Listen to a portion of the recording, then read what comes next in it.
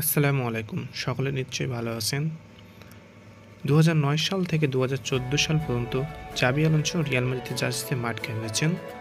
তিনি মোট ২৩৬টি ম্যাচ খেলেছেন, ৬টি পুরো শিরোপা, যার মধ্যে ছিল লা লিগা, কোপা দেল রে এবং সেই ঐতিহাসিক লা ডিসিমা। ক্লাবের ১০ম ইউরোপিয়ান কাপ জেতার ক্ষেত্রে তার অবদান ছিল অন্যান্য। মাঠে তিনি ছিলেন একজন ঠান্ডা মাথার লিডার। খেলা ছেড়ে দেওয়ার পরে জাবি আলোনসো কোচিং শুরু করেন রিয়াল মাদ্রিদের অনূর্ধ্ব ১২ দলের সাথে। তারপর তিনি রিয়াল সোসিয়েদাদের বি দলে দায়িত্ব নেন এবং দলকে সেগুন্ডা ডিভিশনে তুলেন।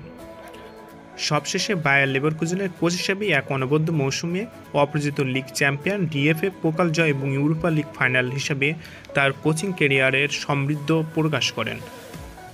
১ জুন ২০২৫ থেকে তিনি আনুষ্ঠানিকভাবে রিয়াল মাদ্রিদের প্রধান কোচ হিসেবে দায়িত্ব নেবেন।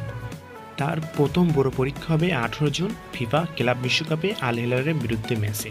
তিনি ইতিমধ্যে স্কোয়াডে নতুন কিছু সংযোজন করেছেন, তরুণ প্লেয়ার ডিন হয়েছেন এবং গ্রেট ট্রেন আলেকজান্ডার আর্নল্ডের মতন খেলোয়াড় যোগ দিয়েছেন তার দলে।